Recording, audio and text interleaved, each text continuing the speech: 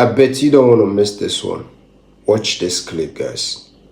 Okay, I have to be quick. I'm pretty sure I just figured out another theory as to why patients have schizophrenia. Okay, right now they have theories, but they don't actually have an answer, and I'm pretty sure I just discovered the fucking answer, right? We had to do a research paper of our choice, and I chose schizophrenia. Going down this rabbit hole, I'm pretty sure I just put the pieces together. So right now, the theories, they mostly focus on the amygdala and the hippocampus. Everybody knows the amygdala. The hippocampus focuses on memory recall. It is specifically there to help you remember shit, but it is not specifically the first core connector when you gather new information. When you gather new information, you form a new thought, you have new information from your environment, somebody's talking to you, anything else like that. That specifically goes through the thalamus first. Then once it is done cycling through the thalamus, basically see your thalamus as like a post office, right? So you're receiving all these letters, all these pulses, and then it processes it through the neurons inside of it, because there are so many neurons inside of there, and then it transfers it and it takes it to whatever part of the brain that it needs to, correct? Inside the thalamus, you have the glutamus, and the glutamus is basically 80% of it is compiled of glucose. And when you hear glucose, what do you hear? You hear diabetes, right? If you look at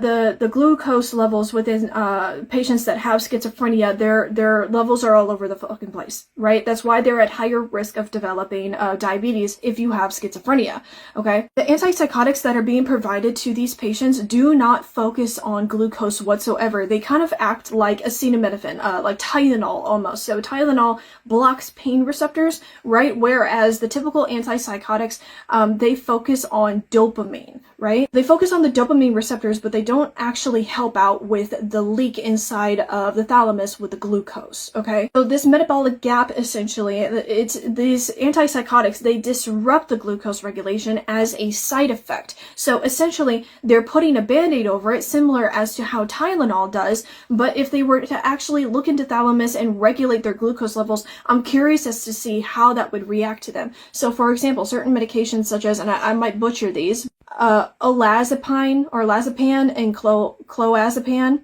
right? Those are some of the most common ones provided to these patients, and it specifically just targets dopamine. It does not target the thalamus in any form or fashion. So these actually increase peripheral glucose, which this blockage leads to higher blood sugar and insulin resistance, which is why they're more likely to develop diabetes, right? And then it impairs the brain sensing, so it blocks the brain's ability to sense sugar levels, preventing it from adjusting metabolism correctly, and glutamate reduction is also within that. So basically, it's fucking up the glucose all the way. When the glucose is something that needs to be fucking repaired, when the glucose is something that needs to be looked at for the glutamate and the thalamus. Over 80% of the brain's glucose consumption is used to power the glutamate inside of the thalamus. If this is disrupted, you see lack of energy, you see buildup of extra glutamate, which also often overwhelms the thalamic reticular nucleus, or the TRN, and it causes that leak inside the sensory filter. I'm reading my notes here, I'm doing a research paper. This disruption, this lack of stability within the glucose and this inside the glutamate is a direct correlation with the hallucinations. Also goes into effect for social withdrawal as well, and a bunch of other symptoms that they develop. But the thalamus is the first thing that, is in control of that information. So it communicates to the hippocampus. It communicates to the amygdala. They do not communicate first unless you are specifically calling back to a memory, okay? While gray matter regions in the thalamus may show decreased use, some research indicates that higher metabolic rates in white matter tracks connecting the thalamus to the cortex. This insufficiency model suggests that the brain is working harder to relay poorly regulated or leaky information. So when your thalamus is leaking information, it's not able to process, it's not able to communicate everything as it's supposed to, or it's being overwhelmed with information and it's basically blocked, okay? That is what is causing the hallucinations. That is what is causing it, right? So let me ask you this. When you are alone in a dark room, you don't have any sound, you don't have your phone, you have literally nothing, just you in a dark room, what happens? Your brain creates stories. Your brain makes you see shit. It makes you hear shit. You can literally give yourself hallucinations. That's often why a lot of people are scared of the dark, right? It's all in the mind. And so basically, these patients are they're in like a waking REM. So basically, they're like sleepwalking, or a portion of their brain is essentially still asleep because of that leaky thalamus. So it is trying to make sense of it. Your brain will always try to make sense of something. It will always try to process something. So if it's missing information, it's going to just make up its own. Right? It's just going to make up its own, which is exactly where the hallucinations come into play. So whereas they're focused on the hippocampus, they're scratching the surface, whereas though they need to be focusing on the thalamus within. Okay, and a little sidebar for y'all, alright? Anybody who is on a low-carb diet, just know that you are slowly killing yourself, because your brain is compiled of mostly carbs. You need to feed yourself carbs in order to keep your brain alive. So be less focused on the body image, be more concerned about your brain, because when I tell you this, your physical health does not take precedent over your mental health. This is a scientific fact. You can even play into the placebo effect into this.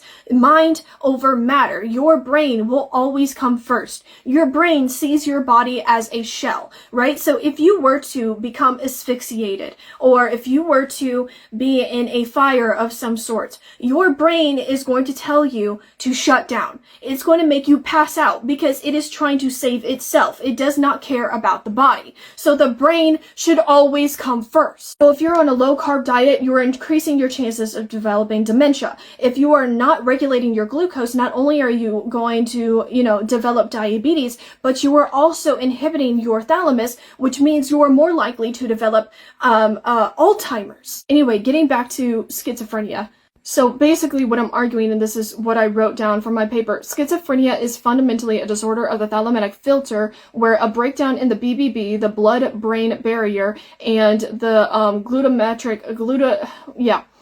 signaling causes a leaky relay system, leading to sensory overload and hallucinations characteristic of the disease itself. Because when you look at MRIs within these patients, they often have a higher permeability in the thalamus. The TRN is failing to kind of like suppress the noise, which is leading to the positive symptoms, which would be like hallucinations. The glutamate connection, if it's dysregulated, then the signals prevent the filter from closing, which means that it's going to cause, help cause that hallucinations. The brain is going to try and connect it itself. I'm just really excited about this because I feel like the thalamus is being neglected, and if you ask the right questions, if you go a little bit deeper, you actually see leaky thalamus with those patients who actually suffer from ADD. ADD patients also have a leaky valve, and a lot of people are like, well, what can cause a leaky valve? A lot of stuff can cause your thalamus to become leaky. You're talking brain injury, seizure, stroke. I mean, the list goes on. Even some people even argue that ADD can cause a leaky valve, when actually I think it is the opposite. A leaky valve is one of the core causes of ADD. I don't understand, why are we not focusing on literally the circuit board of the brain? It doesn't make sense to me, and I'm really excited about this because if I am able to present it to the right people, if I am able to give it over to Yale or the Mayo Clinic or any like WashU medicine or anything else like that, maybe they can take this information and they can start studying and take it a little bit further, and we can actually help schizophrenic patients. I really wish that I could have a control group and a group that I focus on their glucose levels and their glutamate, and I want to see how their symptoms react in both what we're used to and this new theory, right? Because the theories that they're doing right now make no fucking sense whatsoever. Are you telling me that you think the hippocampus is responsible for you having hallucinations?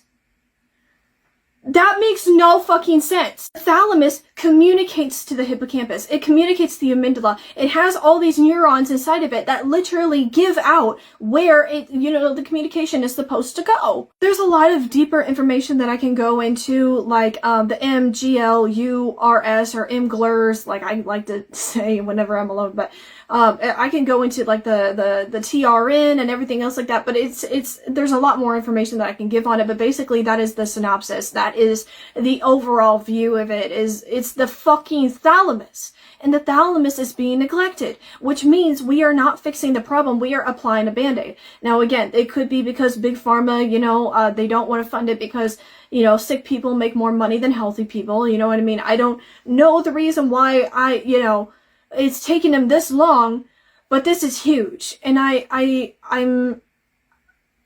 don't even know what to say.